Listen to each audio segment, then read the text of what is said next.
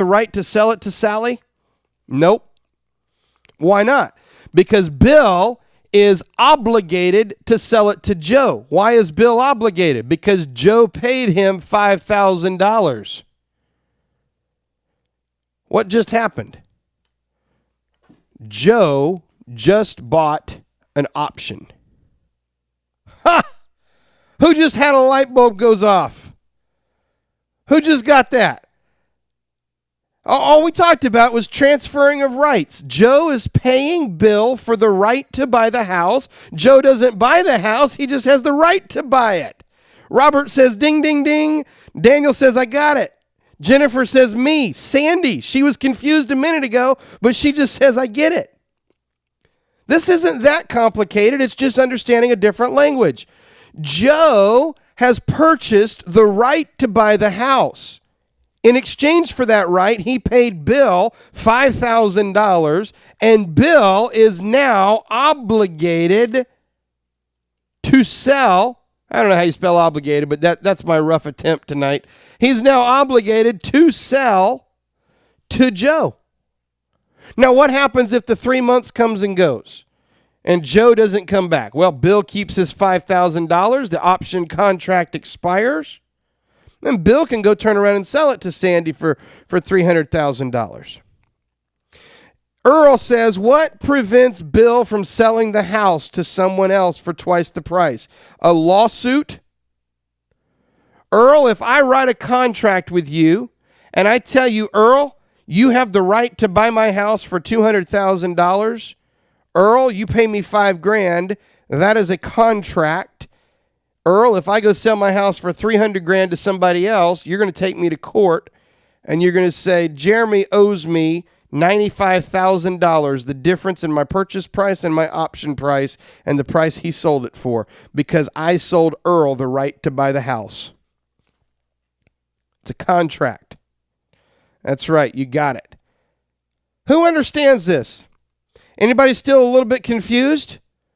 All we've done is we've taken the idea of an option and we've applied it to the world of real estate. I made up a nice little story, and most of you are pretty close. Now, in the closing of the deal, they're signing the contract, and Bill says, Joe, you sucker, I just look at you, and you look skinny, and you got that tie going on. I don't know if I trust you, Joe.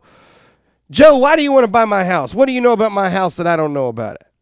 And Joe says, I don't know anything about it. He says, I just want to move to Florida. Bill says, what are you going to do down here in Florida? The economy's bad. We got that governor. I don't even like that guy. What's his name? Yeah, him. And what are you going to do down here? And Joe says, well, it doesn't matter. My wife wants to live in Florida. I trade the stock market. I can do it from anywhere. And Bill says, shut up. You trade the stock market? And Joe says, yeah, I trade the stock market. Bill says, you know what? I trade the stock market. I took this little class from a little company, Trade Smart University, on the internet, and I learned how to buy some stock, and I got some shares of Goldman Sachs that I want to sell.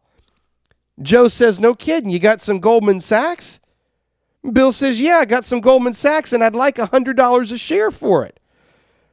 Joe, would you like to buy my Goldman Sachs for $100 a share? And Joe says, yeah, I've been looking at Goldman Sachs.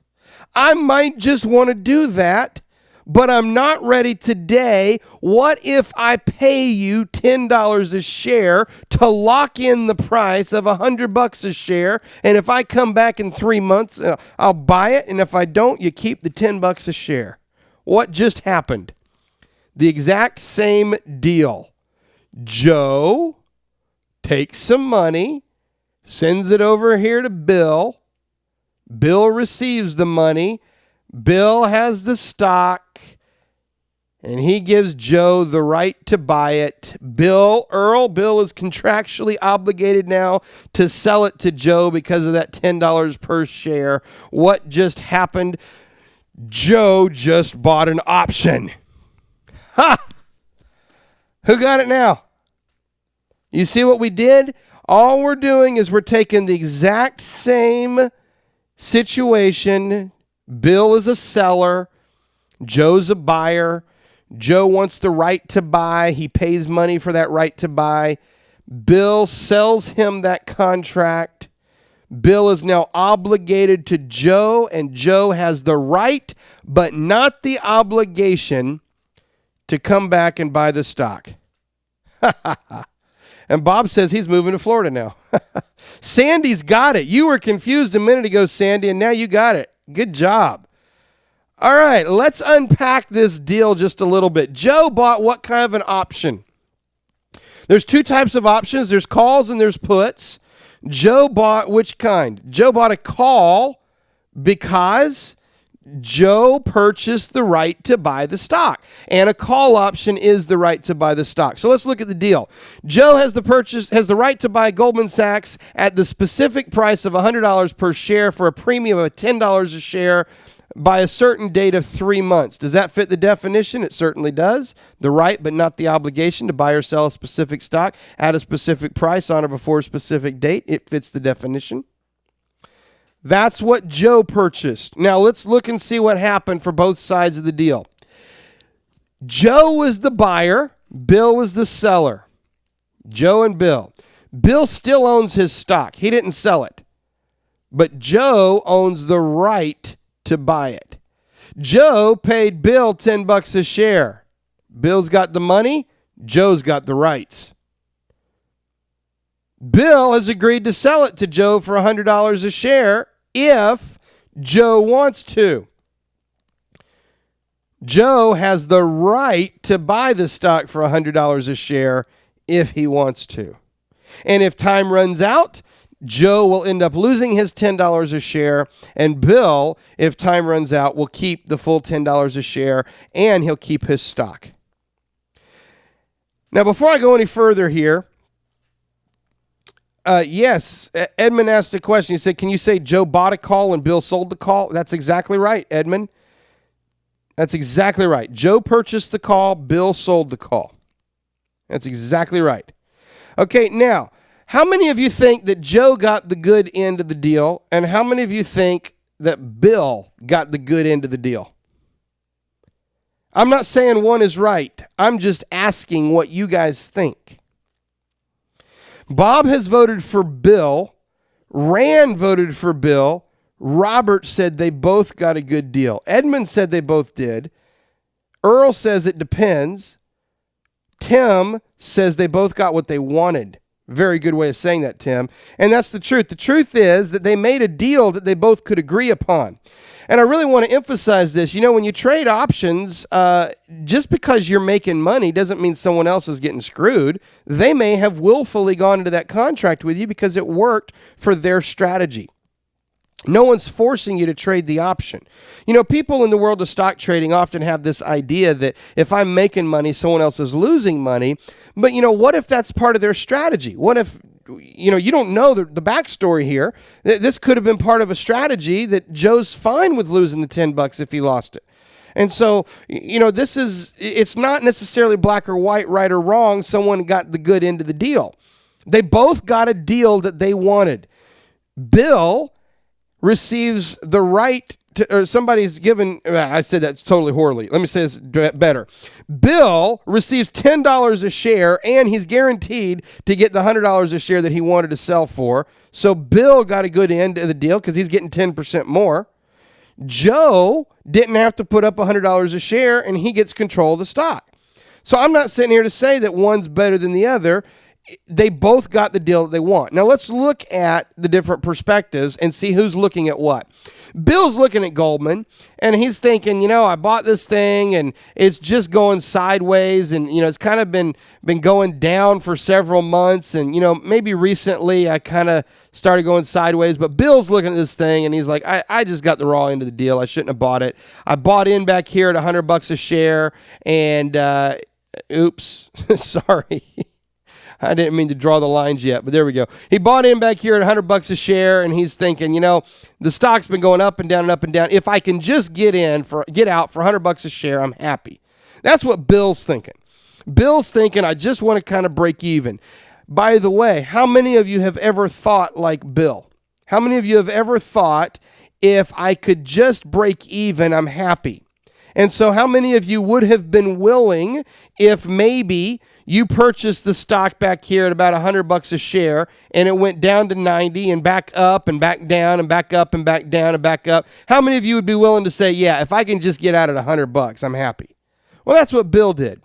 And then along came Joe and said, I'll give you $100 plus I'll give you $10 to give me the right to buy it.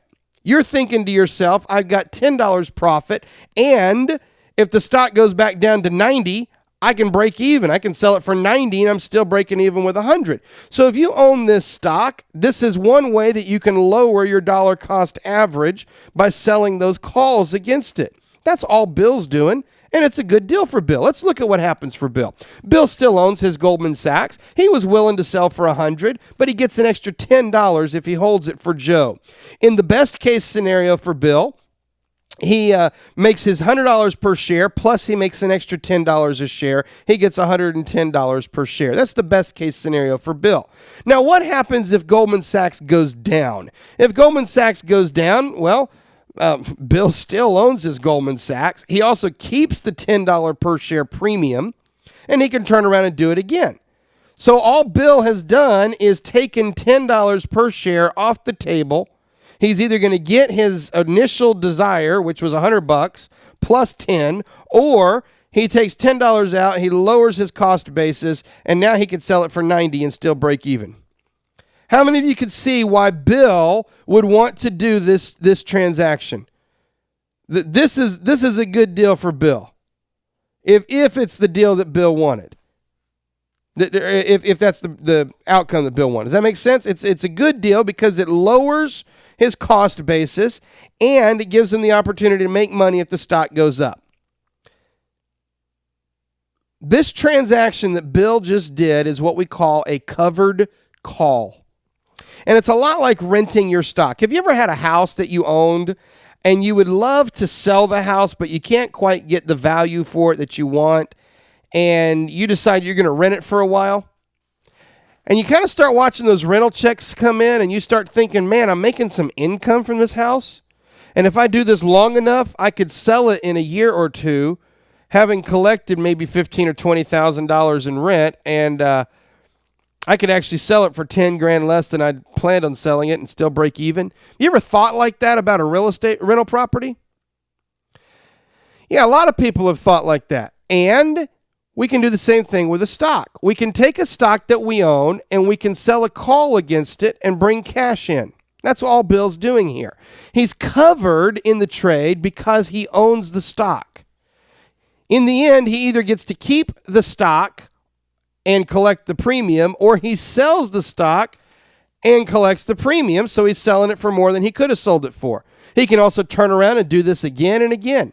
This is a great way for a longer-term trader to bring in an extra 3 to 5% on stocks that you already own, and you can typically do that on a monthly basis. Now, I want to be careful when I throw those percentages out because every stock is different. A stock that has more volatility, you're going to be able to make a little bit better premium on it. A stock that's a very flat stock, it doesn't have much volatility, you're not going to get that kind of premium. You may get 1 or 2%. But the point is that depending on what your stock is, you can do this strategy, you can do this trade on stocks that you already own and bring in money every month. It's a great way to cash flow stocks. It's great. This is an ideal strategy for safer investors. You can make extra cash flow during a bear market. You can make extra cash flow during a sideways market. And in most cases, you can do this in your self-directed IRA account. This is a very safe option strategy. When we talk about option strategies, oftentimes people get a little squibbish about it because they think they can lose a lot. Well, if you really think through this strategy, you're not taking on any additional risk. You're not taking on the risk of, the stock runs up and you're stuck holding the bag or something. You're not taking any of that kind of risk on. All you're doing is saying, I'm going to make a premium for a stock that I already own that I was willing to sell at this price. It's a great strategy for many traders. It's not the perfect strategy for every trader, but it's a great strategy for many traders. And I just want you to understand that as we continue moving forward. In fact, the next class, I'm going to dig into this strategy even more. But before we do that, I want to teach you what Joe was looking at, or show you what Joe was looking at. So Bill was thinking, hey, the stock's going up, it's going down, I just like to get out of it. Joe's thinking, hey, I'm trading in a sideways channel. Joe sees this opportunity. He sees the big sell-off, and he's thinking, hey, this is an accumulation period down here. Stock's building up, and if the stock breaks out, I've got a big profitable opportunity. But Joe's thinking, to do this trade, I've got to put $100 a share on the line, and I don't have any idea if the trade's going to break out and go bullish. So Joe's thinking, instead of putting $100 per share capital on the line, I'm going to put $10 per share capital. And if the stock breaks out, I'll make the profit on the upside. And if the stock goes down, well, I didn't risk that much. I only risked $10. By the way, if he bought at 100 and put his stop in here, it would go below support. He'd probably have a stop at 87, 88. He'd have already $10 or $12 worth of risk. A lot of people don't want to buy options because they think they're more risky. And in reality, if you go buy the stock and you put the stop where it needs to go, you are probably taking on a similar or greater risk. Let's look and see what happened for Joe. Sure enough, the trade does trade higher. Just a couple of months later, by the time his 3-month option's ready to expire, the stock is up 25% to $126 a share. Joe did a good deal. Now, was Joe's deal better than Bill's? No, not necessarily. Bill was going to sell it for $100. Bill was tired of the deal. He was tired of putzing around with it. Joe got what he wanted. He got leverage into the trade. Bill got what he wanted. So here's what happens for Joe. Joe's has the right to buy Goldman Sachs. He can buy it for $100 a share. He paid $10 a share for that right.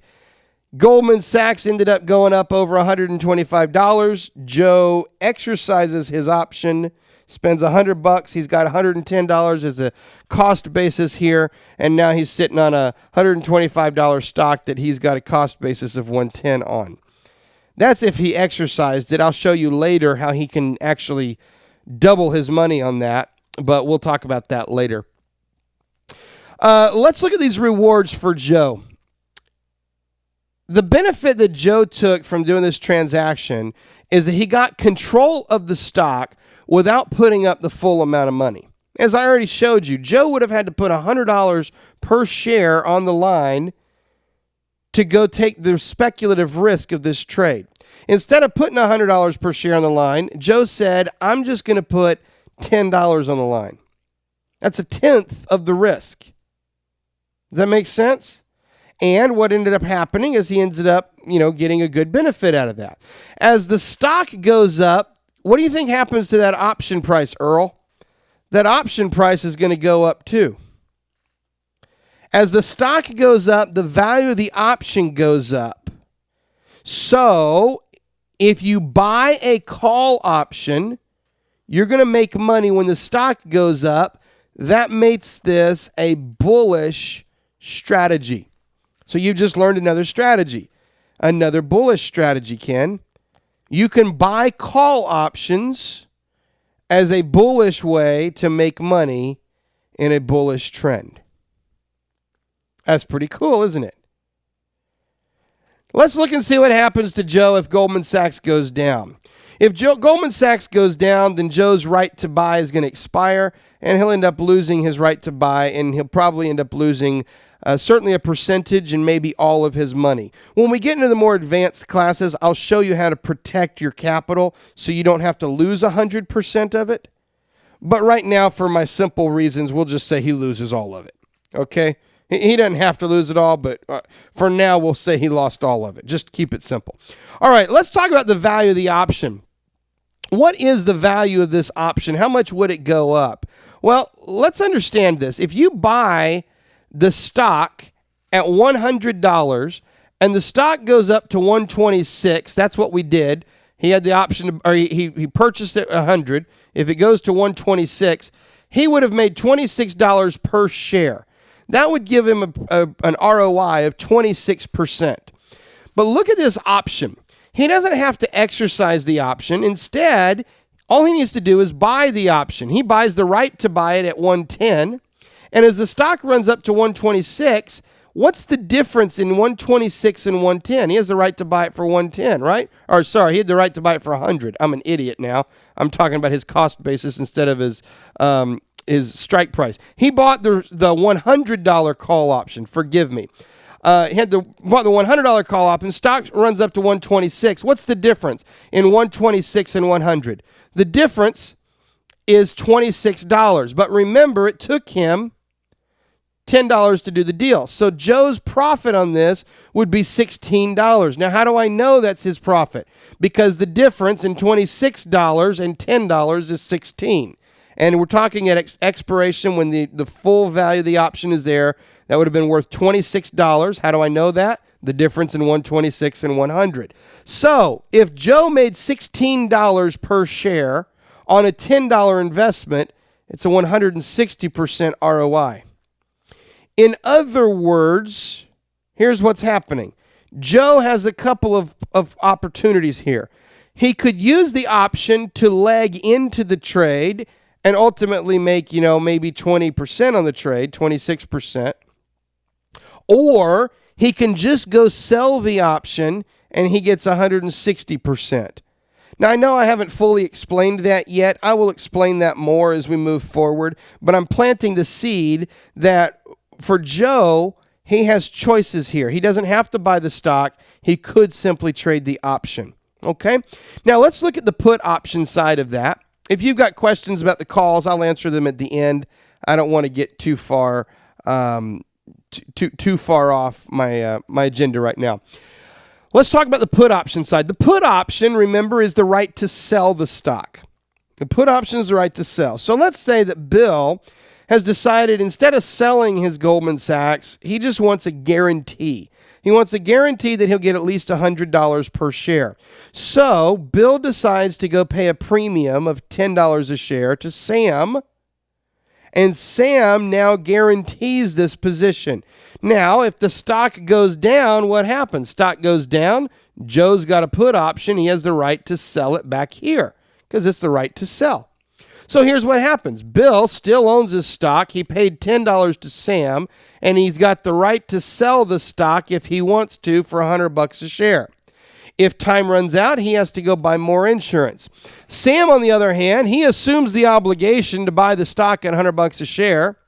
He, in addition to that, receives $10 per share for taking the risk. But now he's obligated to buy the stock at $100 a share if Bill wants to. If time runs out, he makes the $10 a share free and clear. If Bill exercises it, then Sam's going to have to figure out what to do with his stock. Now, before we go any further, just think about this, because some of you right now are thinking Bill is a brilliant guy and Sam is an idiot for doing this deal. But I don't think so. Think about this from two different sides. How many of you own a house?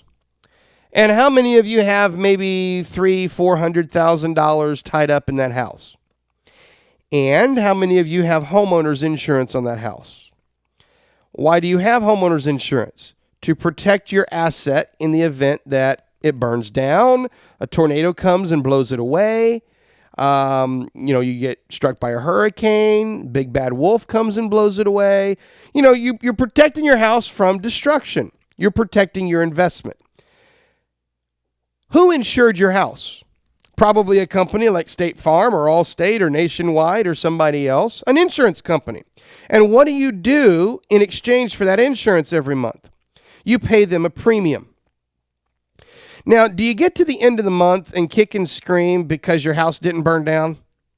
Unless you're a devious arsonist, you don't do that kind of thing. You get to the end of the month and you say, thank God my house didn't burn down. I'd like to buy my insurance again. And your insurance agents continue to sell you that policy because that's their business. Think about it this way.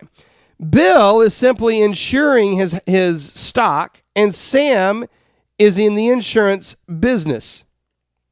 Now, suddenly, both positions make sense. Sam is taking the risk the same way that your insurance company takes their risk, or takes the risk of your house, but Sam's doing it with stock. And in exchange for that, he's receiving a premium.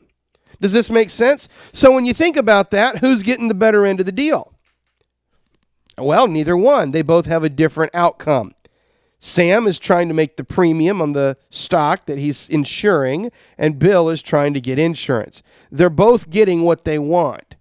Does that make sense? Now, let's look and see how this thing would play out. If Goldman Sachs goes up, Bill still owns his Goldman Sachs. It limits, however, his downside loss potential because he bought a put option as insurance. He's guaranteed to get at least $100 a share, and in exchange for that, he paid a $10 per share premium, just like you might do for your home. Sam owns nothing. He's obligated to buy Goldman Sachs for $100 a share if Bill needs him to or wants him to. He has assumed the risk. And as long as Goldman Sachs goes up, Sam makes the full $10 per share. Sam wants the market to go up, so Sam will get his $10 a share. Bill's bullish. Sam's bullish. They both actually want the trade to go up. Let's look and see what happens if Goldman Sachs goes down. If Goldman goes down, Bill calls his broker, says, hey, I got to sell my Goldman Sachs. Stock went down. I want to cash out. His premium's paid out. He walks away happy. Sam gets put the stock. He's now the proud new owner of, $75 stock, $90 stock. I don't know how far it went down, but he's the new owner of a cheaper stock that he got the privilege of paying $100 for. But remember, in the process, Sam got paid $10. So Sam's actual cost break even here is $90 because he already received $10. So Sam can break even at $90. So in order for Sam to make money here, Sam's going to have to implement another strategy, or he could end up losing money. But now that he owns the stock, Robert, tell me, what's something that Sam could do? Kimberly, now that Sam owns 100 shares of Goldman Sachs, what could he do to lower his cost basis even further? He could sell a covered call. My goodness, you guys got it. You guys are so smart. You've already picked up on this. He could turn around and sell a call option on it. That's right. You see, Sam is just using the put option, selling it as a way to either collect a premium or maybe buy the stock for a little bit lower cost average, which is another strategy. Now, why do I tell you that? I tell you both sides of this because I want you to see that, Sam is not right and Bill's not right. They're both right. Oftentimes when I talk about buying puts, people think that the person who buys the put is the only smart one and the person who sold it is the idiot. That's not the case. In fact, I got several students that use the action of selling puts as one of their primary strategies. It is a great strategy when you use it right. Also, buying puts is a great strategy when you use it right. One is not right or wrong. I'm just showing you both sides of the trade. Does that make sense? All right, so let's wrap this up and let's kind of put a summary on this. When you buy an option, when you buy an option, you've purchased the right to buy or sell a specific stock at a specific price on or before a specific date. When you sell an option, you have sold the rights, so you receive the obligations to buy or sell the specific stock at a specific price on or before the specific date. How many of you are tracking with me here? I know we've gone into the deep end of the pool here. I pulled you back out, and I kind of left you right in the middle where you're treading water, but hopefully you're getting an understanding of options. All I've done tonight is I've given you an introduction. I've introduced you to calls. I've introduced you to puts. I've introduced you to the buyer. I've introduced you to the seller. I've shown you both sides of the trade. We do not yet have strategy. We do not yet know how to go implement this. I'm just priming you so I can teach you more about options. If you've got a question about anything we've talked about, this is a great time to ask it, because I'm going to give you some homework. Here's your homework for tonight. Your homework for tonight is to continue your virtual trading and to go onto the website and chat this up with your fellow students. The more you talk about it, the more you'll start to understand it. Okay, the worst thing you can do is sit in your corner at home and try to figure out a bunch of concepts that I've introduced you to without actually fleshing out the whole thing. So start talking about it with people, and you can start to get a better idea because you'll engage in a conversation. What I don't want you to do is I don't want you to spend the weekend mulling this over and, try to think through the ups and downs of both sides and say, why would I have done that? I can't believe that. It seems stupid. Seems too... Don't go there. That's not going to be productive for you. I know that you don't see the strategy yet. I've not taught that yet. I just want you to understand what an option is, the right, but not the obligation to buy or sell a specific stock at a specific price on or before a specific date. And I want you to understand that there's two types, calls and puts. Calls are the right to buy, puts are the right to sell. And I want you to understand that there's two sides of the trade, the buyer and the seller. The buyer receives the rights, the seller is obligated. If you understand those key concepts from tonight, you got everything that I want you to understand. You good?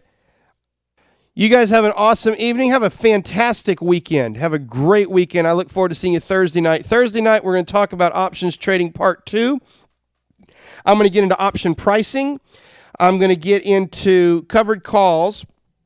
I've titled that class called The Ultimate Dividend, which is it's a class that a lot of you are going to love it because I'm going to show you how you can use the stock you own and the call option to write covered calls and bring in money on a weekly or monthly basis. It's called The Ultimate Dividend. It's a great class.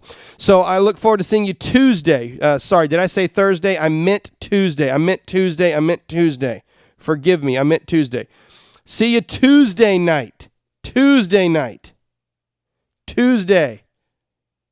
Yeah, you guys got it? It's Tuesday, the day after Monday.